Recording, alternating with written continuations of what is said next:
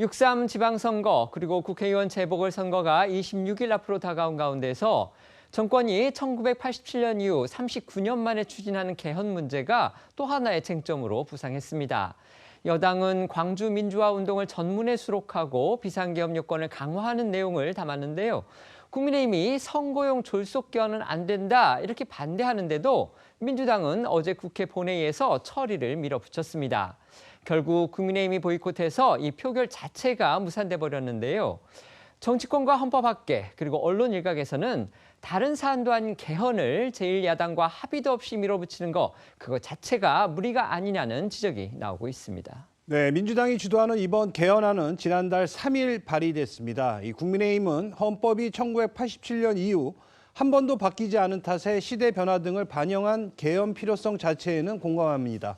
하지만 이 민주당이 다른 개헌 요소가 많은데도 굳이 비상개헌 문제를 콕 집어 선거 전에 개헌을 밀어붙이는 건 이 다가올 선거에서 이 내란 프레임으로 국민의힘을 몰아붙이려는 정략적 의도에서 나온 것이라고 의심하며 이 발의 단계부터 불참했습니다.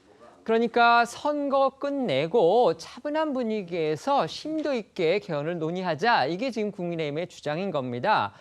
국민의힘은 민주당이 이재명 대통령 사건을 공소 취소할 수 있는 이른바 조작기소 특검법 논란 등으로 여론이 나빠지니까 개헌 이슈로 쉽게 이걸 덮으려고 하는 거 아니냐 이런 의심도 하고 있습니다. 네, 그렇습니다. 하지만 민주당은 국민의힘이 개헌 표결에 불참하는 건 불법 계엄을 두둔하는 것이라며 내란 프레임까지 꺼내들면서 압박하고 있습니다.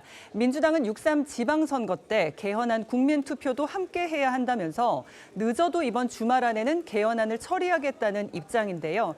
앵커께서 말씀하신 대로 어제 본회의에 개헌안을 상정을 했지만 국민의힘 의원 전원이 표결에 불참을 하면서 의결 종족수 미달로 처리가 무산되자 오늘 오후 또다시 본회의를 열어서 개헌안 처리를 시도한다는 계획입니다. 반면 국민의힘은 본회의에 상정되는 모든 법안에 대해서 필리버스터, 즉 무제한 토론 방식으로 대응을 하면서 저지하겠다며 물러서지 않고 있는 상황인데요. 어제 본회의 상황과 오늘까지 이어진 여야의 공방을 이어서 보시겠습니다. 국민의힘은 영원한 내란당으로 우리 역사에 기록될 것입니다.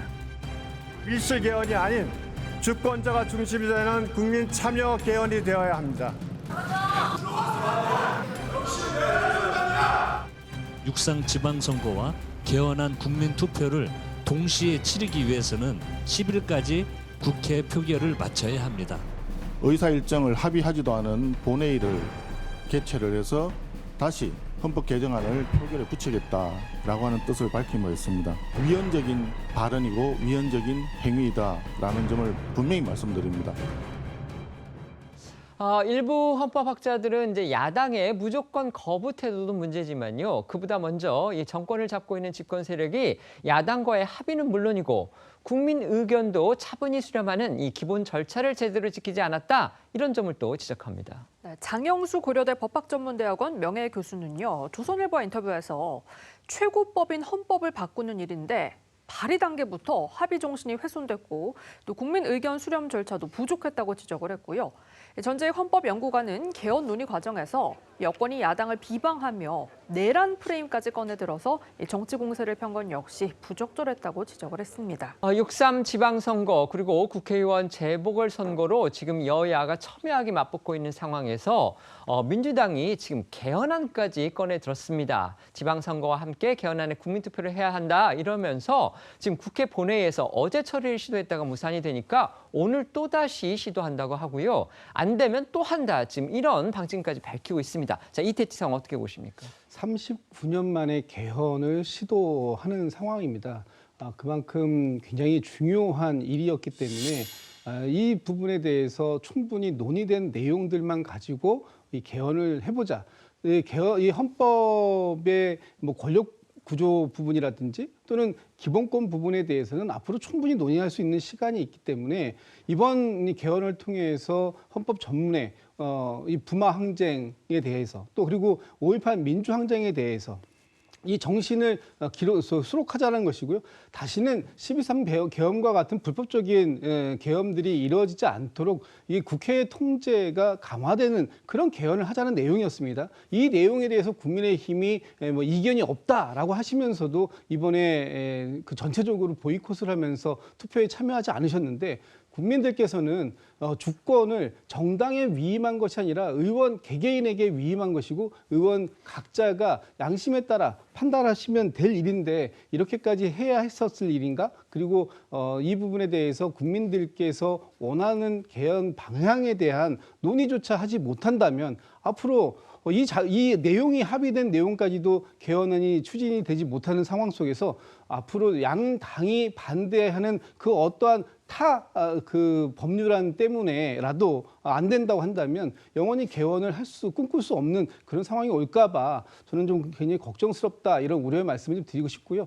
오늘 오후에 또 지금 이 개헌안에 대해서 국회에서 표결이 있을 예정입니다. 국민의힘 의원들께서 참여하셔서 찬성하시면 찬성하신다고 하시고 반대하시면 반대하신다는 그 국민 개개인이 주신 주권의 의지를 좀 표현해 주시면 좋겠다 이런 말씀 좀 드리고 싶습니다. 네.